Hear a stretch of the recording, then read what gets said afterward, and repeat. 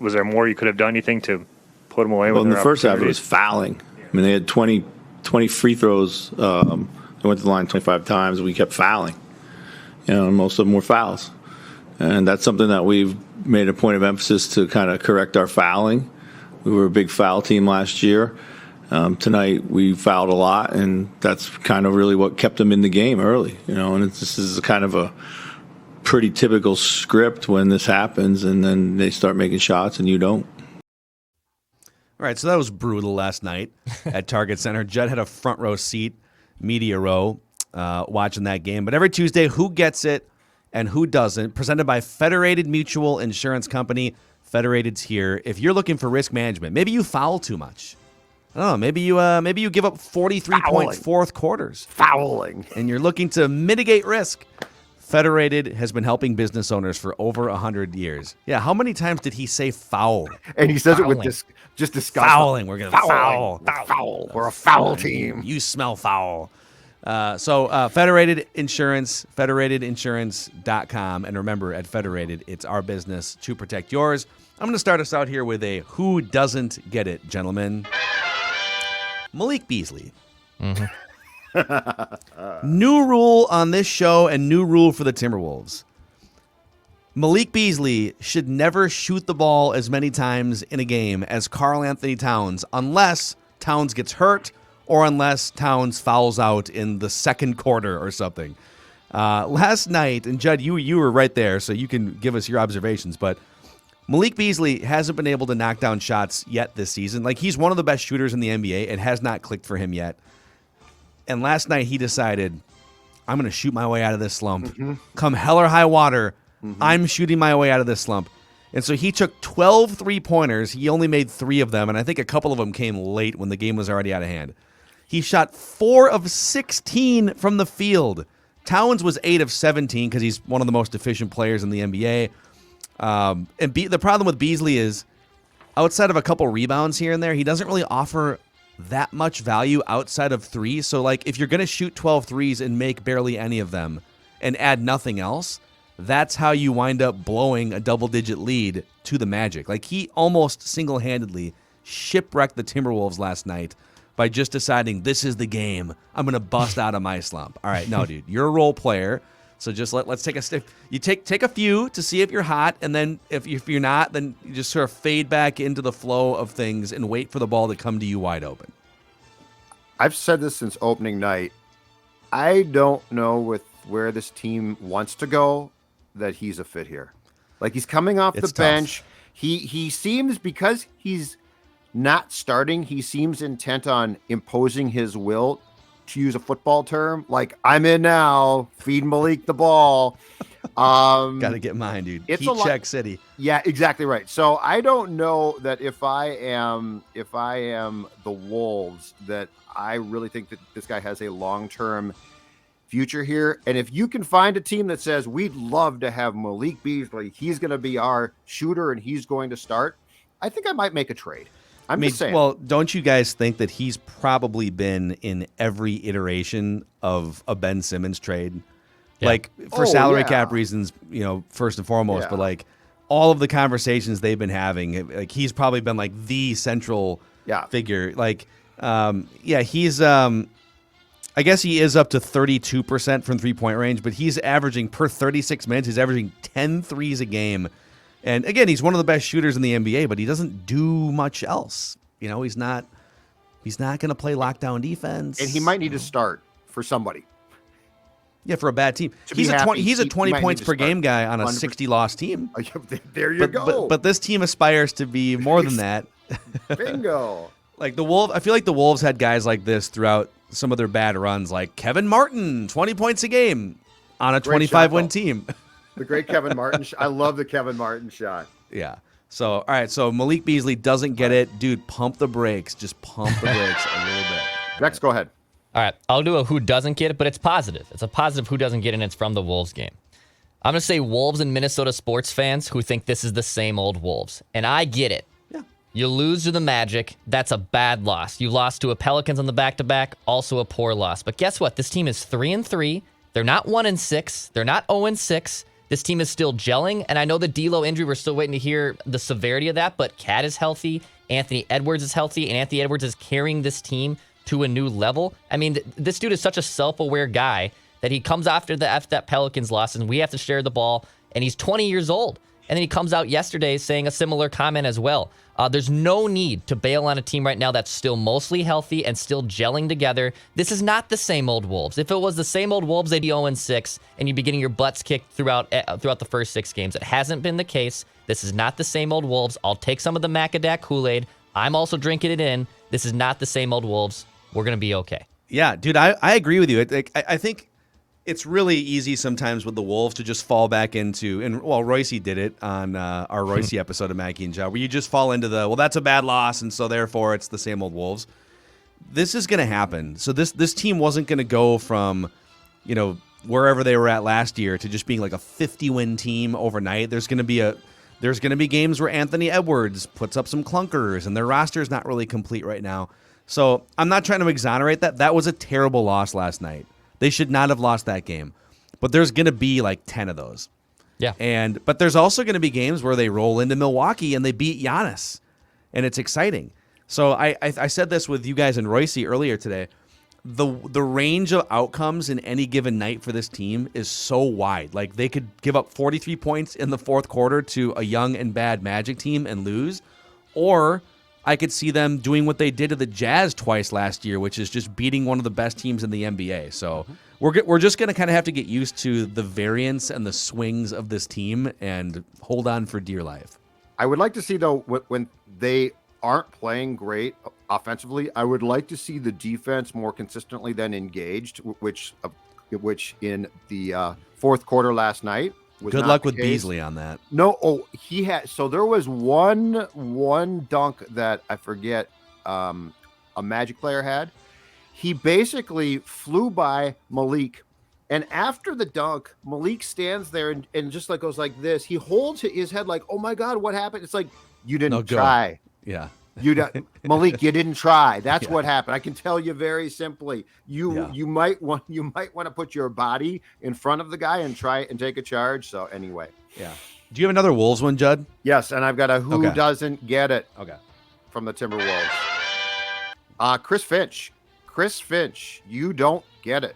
It's Finchy. You are Finchy. What are you doing? What are you doing? Finchy, who by the way should star in the sitcom as a beleaguered father of like a family, because he always looks like he just got home from work and it's been a hellish day. His hair is disheveled. He's like slouched, pulling up his pants. He looks like he smokes 2 packs a day, but probably doesn't, right? He should be in like a CBS sitcom about the basketball dad, and now he's home and he's grouchy around the house. He's like, "Don't you foul anymore, son."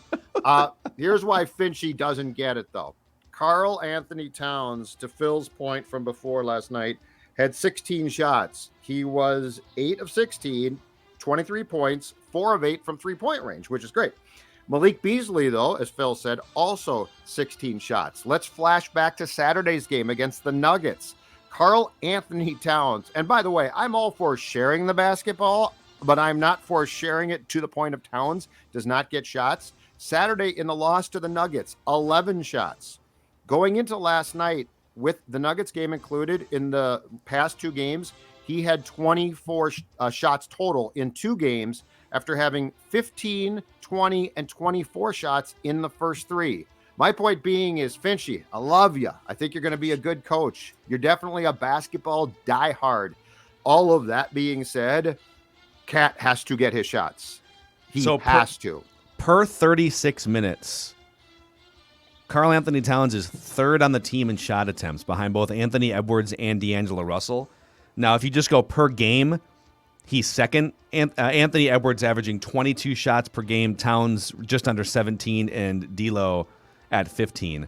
So, the only thing I will say is Edwards, it's going to be easier for Edwards to create his own offense than it is. Like, Towns can create a lot of offense too. That's what I was going to say.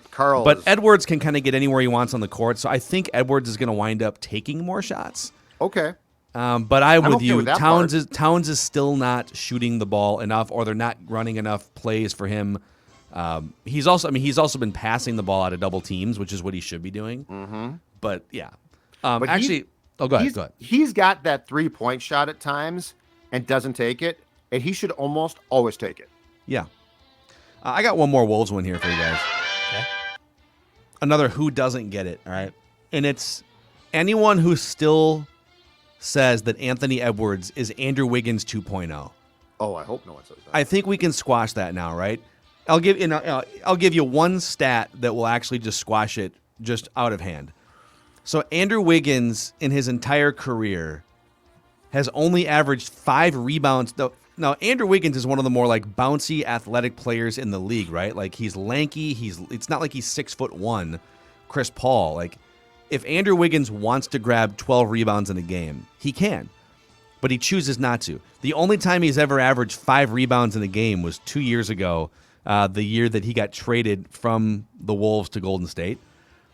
Already this season, and again, it's small, it's only 6 games, but Ant Edwards is averaging 8 rebounds a game. And why does that matter? He's active. Not only is he shooting the ball, and by the way, like he's above 40%. The 3-pointers aren't really falling, so he's pretty inefficient offensively, but it's not a total train wreck. But what does he do off the ball? What does he do? Is he setting his teammates up? Is he grabbing rebounds? Is he generating fast breaks the other way? And there's a lot of really good signs. He's 20 years old, and he's averaging 8 rebounds because he's active and he wants to engage and be a part of things when he's not shooting. Wiggins, when he's not shooting, is in his happy place, standing in the corner and just waiting for the ball to come to him, right? Edwards' emotion and passion, he wants to be in the spotlight in a good way. So anyone who is still making that comparison has probably not watched enough Ant Edwards in the last year and a half or so. I'll get another who gets it, but I'll go to the state of hockey. And yesterday on Weekend Statements, I tried to will Kirill Kaprizov into existence with him breaking out of his slump. And I will say who gets it, and that's Kevin Fiala. Same type of premise here. I mean, Kevin Fiala has been snake bitten a little bit. His advanced numbers and everything says that he should be performing a lot better. He's averaging 3 shots per game. Corsi 4 is strong. You would think that he should be able to have more goals than just 1 on the season since scoring on opening night, but through 8 games, he only has 1 goal. But yesterday, when asked about the drought, and this is, again, a self-aware dude, just like Anthony Edwards is, Kevin Fiala says, I feel like I'm a goal scorer. And if I don't score goals in some games, it's getting it a little bit in my head. But I feel like I've been long enough in the league to know that it can't. Just to have it to stay with it, stick with it, and be a good teammate, be happy, and do a lot of other things. You know, right now I'm on the penalty kill as well. It's not always scoring goals. I have to do other good things. And Fiala's goal on Monday after practice was shoot some more pucks, score some more goals. I mean, I think Kevin Fiala, too, like Kirill Kaprizov, has been snake bitten, but I also think he recognizes that if he continues this rate, the goals are going to come in bunches. And Fiala, in general, is more of a streakier player than Kirill Kaprizov. I mean, there was stretches over the last 2 years where Kevin Fiala, was basically scoring almost a goal a night. He had the same thing happen last season towards the end of the regular season. I think Kevin Fiala and Kirill Kaprizov are definitely fighting it right now. I don't think they have to change their games necessarily because everything else says they should be scoring more goals. And hopefully, though, they need to start doing it because they're 2 players. They're the Wild's 2 star players, and they can't afford them to not be goal scorers. So I think Kirill Kaprizov snaps out of it here, and also Kevin Fiala gets it. He recognizes he's a goal scorer, and he's going to break out of this funk. All right. Yeah, what is your level of, after a couple of sort of blowout losses, what is your guys' level of Wild panic right now? Like 1 to 10. 10 being like, and 1 being, hey, everything's fine. Everything's fine. 4. I'm at a 4, I think. Well, wait. Yeah, 4's pretty high. I'm at a 2 right now. Oh wow, Zen It's Zolgad. It's very low, but it's not the lowest in the state because the lowest in the state belongs to our friends at Bally Sports North. Where cue it up. We're coming up next. Kirill Kaprizov tells the Wild to buzz off, but we're going to show you how he edges around the ice. And then later, Jonas Brodin on becoming Wild. He's just a happy guy to be in Minnesota. When are we going to launch the SKOR North exclusive documentary Docu-series, I should say. Becoming Zolgad. Yeah, you know what? Just bring your camera. Coming up next, Becoming Zolgad. Yep. Oh, he's on his 7th episode of Law & Order on this Saturday. Driving to the station. Yeah, I put in 110%. How many days has he been wearing those Chill Boys long underwear? Oh, yeah. and my surly hoodie. Judd's worn that surly hoodie 9 straight days. Has he brought it to the washing machine yet?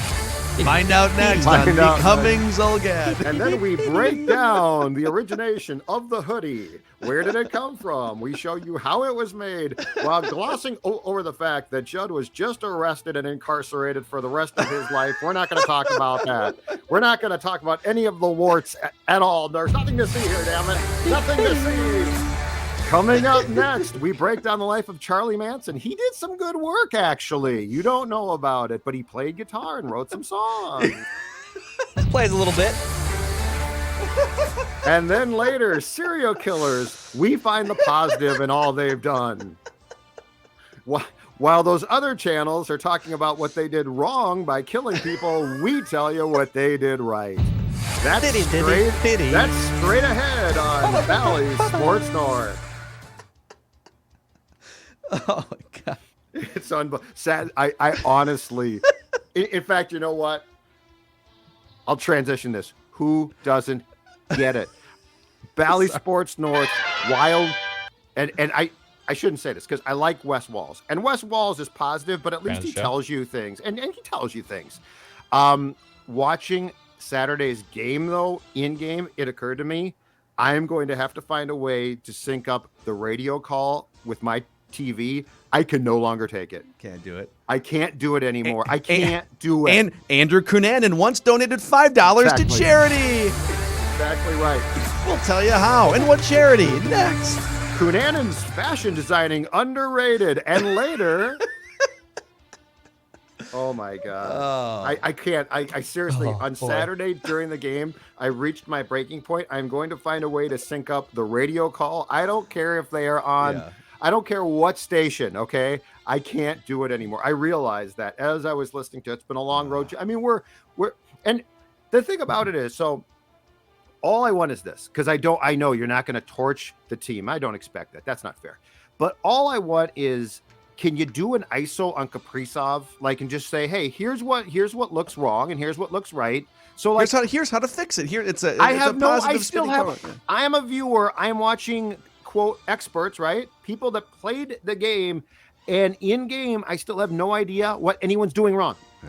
Yeah, I think a look ahead. That's yeah, all I and want. maybe they do some of this more than I'm giving credit for, but like, it doesn't have to be pounding on the guy. It's just we're looking for solutions here. And pre and post, they do some stuff. Now, I'm not saying it's great, but they do some stuff. But I'm just saying in game, like, say, let's talk about Kaprizov, and let's talk about like not like, oh, he's gonna break out of it. I can feel it coming. Okay, I can say that. Yeah. Anyway, coming up next, it's Becoming Macadac. Becoming Macadac. Oh, look at there. He's back on the Peloton, about to pass out after 15 minutes. You remember after devouring a dozen more buffalo wings. Yeah. Macadac, a man who once blacked out after a workout, is back on the Peloton. All right, who gets it? Who does? Any other quick ones before we get to random season recall here? I couldn't hold back. I'm done. All right, Declan. What do you got for us this week on random season recall here? Where Declan puts us to the test, picks random Minnesota sports seasons from the past. All All right, let's do it. The 2000 Twins. We're gonna go with the 2000 Minnesota Twins. You do have a certain way of doing this, don't you? I do. I have a whole. Because you told us last week, you're like, I've got a certain I have a whole way I do this.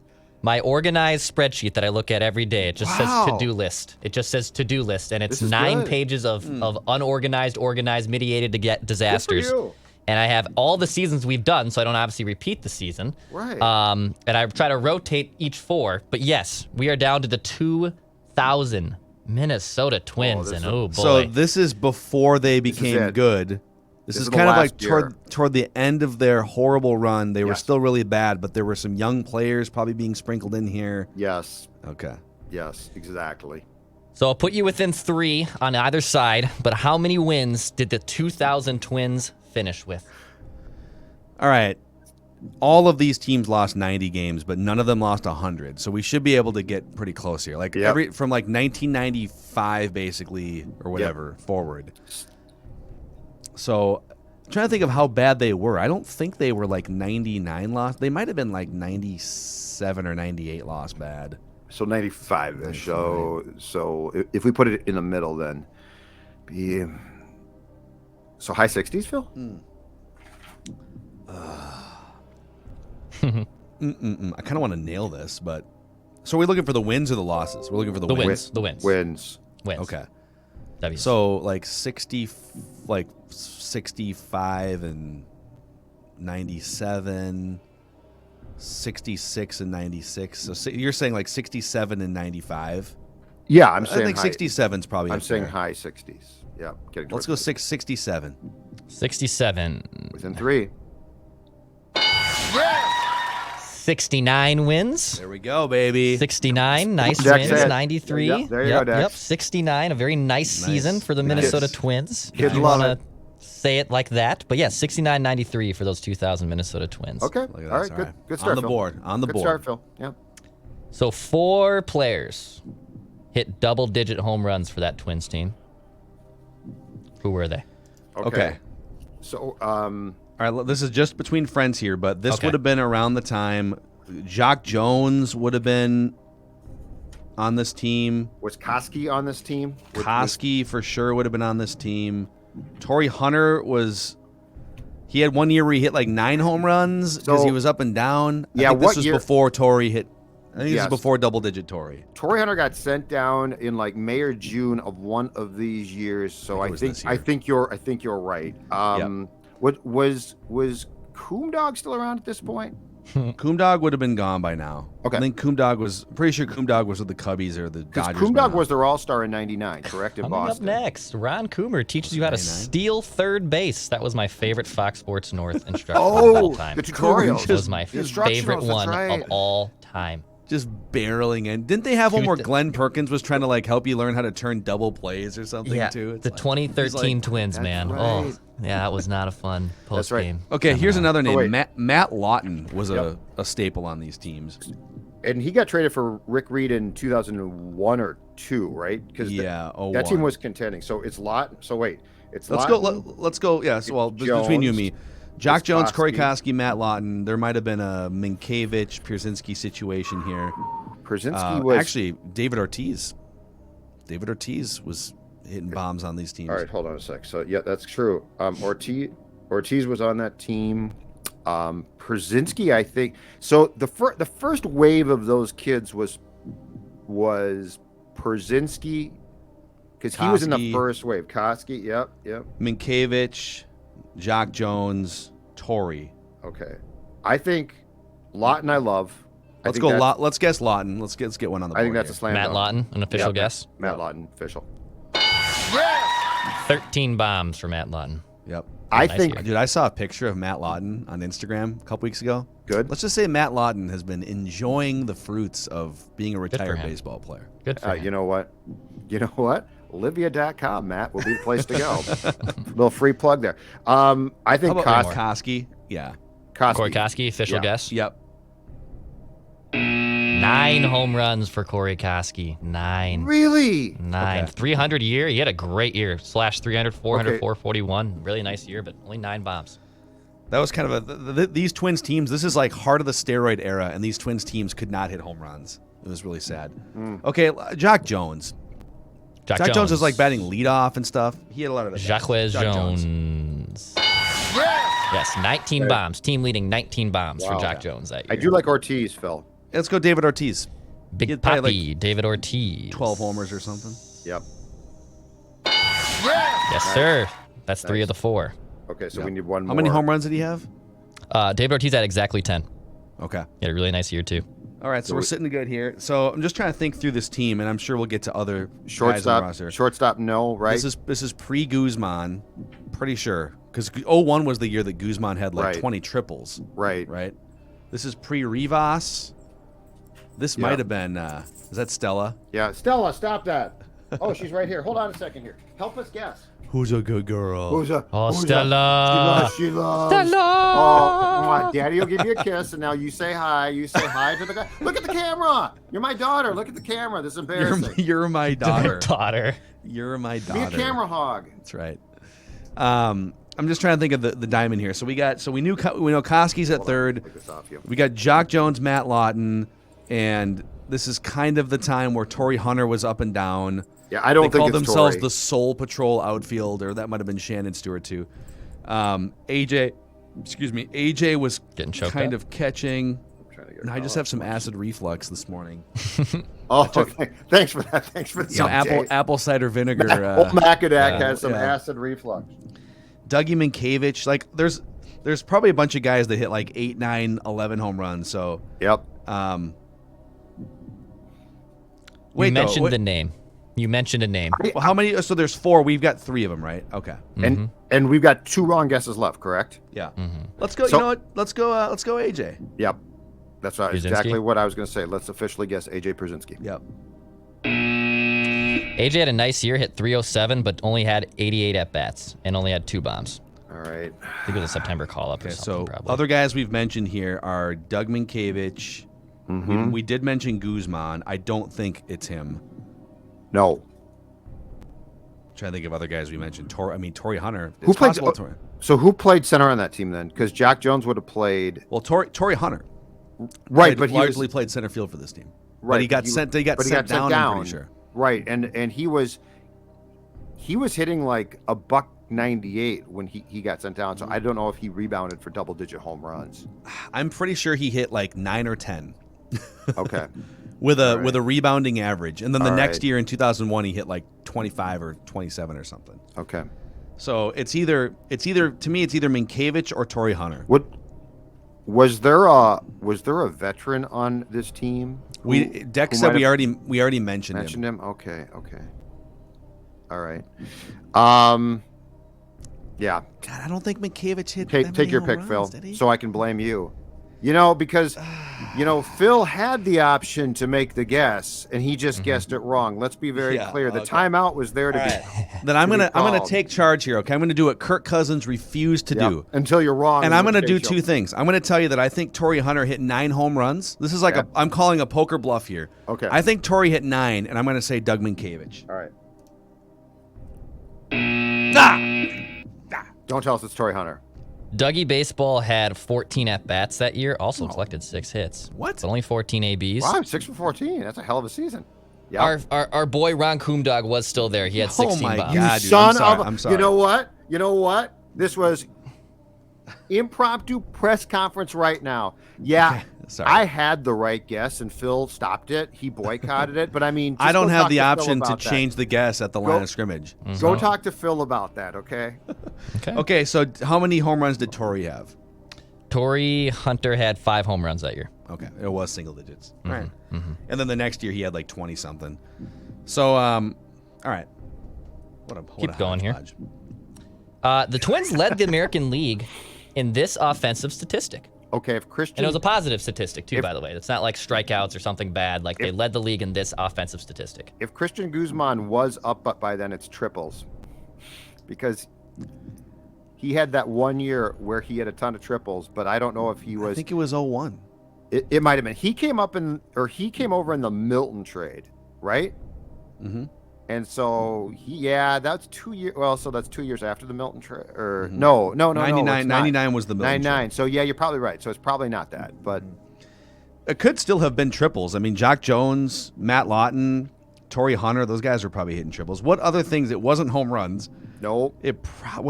Would it have been batting average? But they would if they led the league in batting average, they would have won more than 69 games. Yeah, I don't think it's batting average. So it could have been singles. They probably led the league in singles. But I don't know that Declan would like have that stat isolated out. That's pretty obscure stat, but I also think like a normal stat is probably too easy, so it's going to be something weird. It wasn't walks because this would have been when like the Twins were Doubles? not like in Doubles?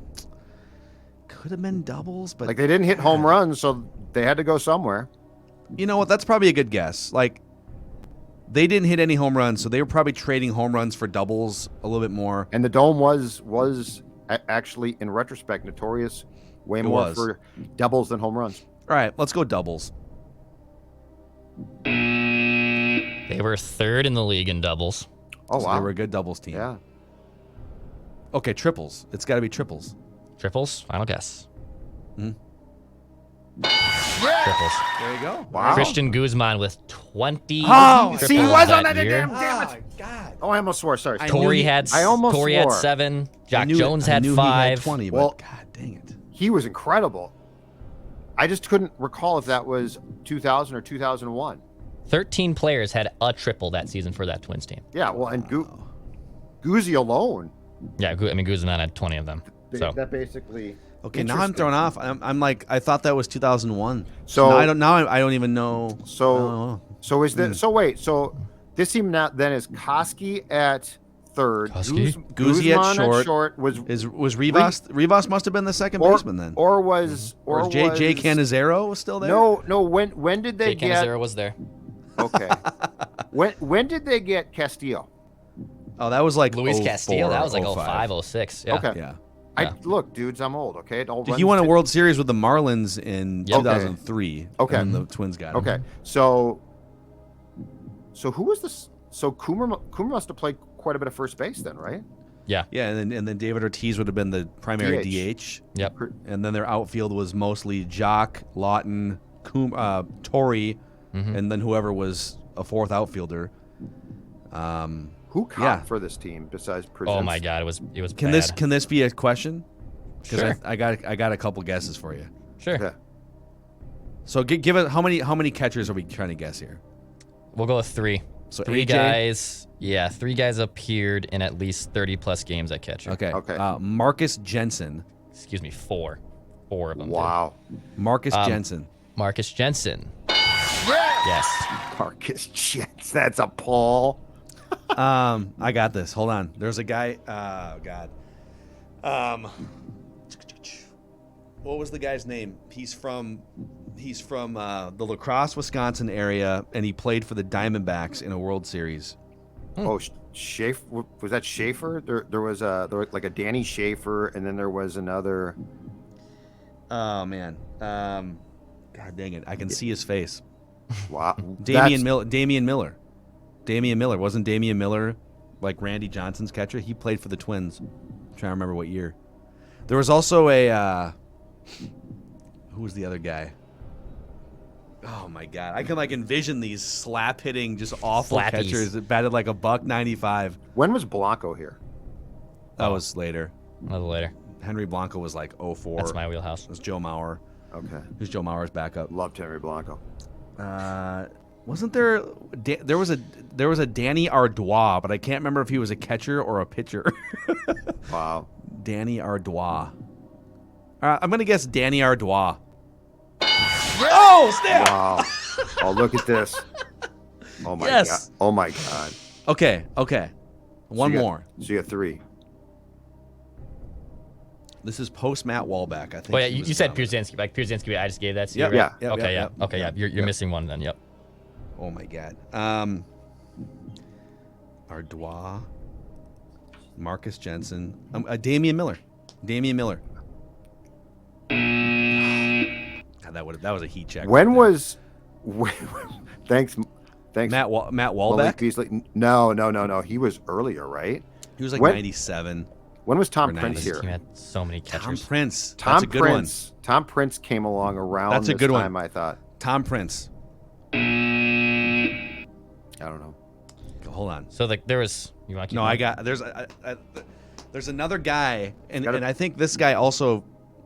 I'm surprised you haven't said him. Okay, that's interesting. Surprised we haven't said him. Okay, Veteran guy, Dex? it's not Steinbach. He would have been gone. Oh, Matthew LeCroy. There he is. Oh. Matthew LeCroy. How There much it is. did he catch for that team? More than he yeah, probably should. Yeah, and he was terrible. Appeared in Yeah. 24 Frank- yeah. Frank 106, cried 7 because he couldn't at-bats. throw guys out. Buck Yeah. 74. He was not good. Hall of Just Famer.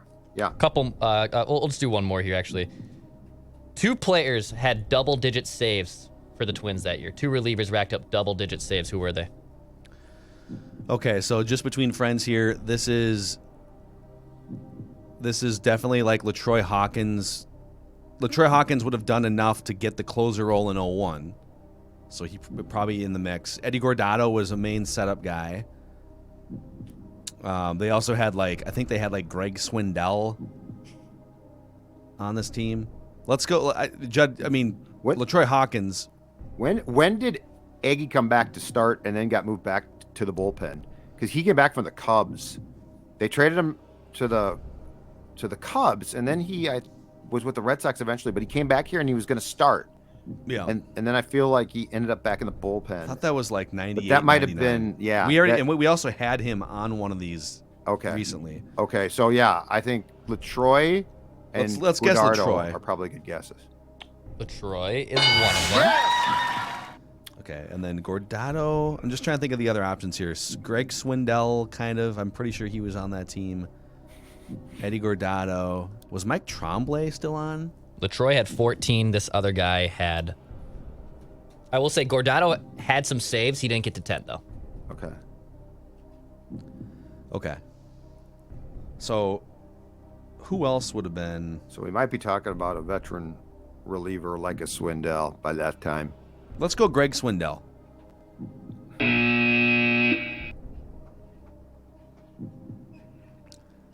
Mike Tremblay keeps coming in my head. Why would he? Okay. Mike Tremblay. We're down to our last guess. This player spent some time in Seattle, and he also led the American League in relief appearances the season before with the Twins. Okay, so Mike Jackson was a reliever the Twins had around this time who also pitched in Seattle. Yep. And he did pitch a lot. Yeah. All right, Mike Jackson. Oh, no. God dang it. Bob Wells. Bob Wells. Oh, Bob Wells. Bob, Yeah. a great beer connoisseur. He looks like Yeah. he enjoyed Oh, some beers. yeah. He was. Bob Wells. There was a bar around the Metrodome. I know it's going to shock you that Bob Wells was a regular at Hubert's? the corner of the bar. I don't think it was Hubert's. I think it was farther away than that, but it was close. But I just pulled Bob up his Wells. picture. Oh my God. He looks yeah. like he enjoys some beers, dude. Oh, Bob Wells was great. Bob Wells. That's right. Gonna slam You know what 9 Bob beers and then. Bob Wells didn't believe in no bleeping analytics. He had no time for analytics. Screw analytics. Give me my beer. Bob Wells. All right, that is all right. I feel like that was kind of a probably Declan Wasn't bad. probably won that one. That was hit and miss. It was very very much a 50-50 stalemate there, but that is random season recall on Mackie and Judd. Don't forget Alex Boone on Purple Daily probably has some strong opinions, and also on Purple Daily we officially debut Declan wants someone's ass fired. Who is it going to be? What a week to debut it. I know. Everybody. All right, write that down and an accountability session tomorrow. See you guys. Mackie and Judd.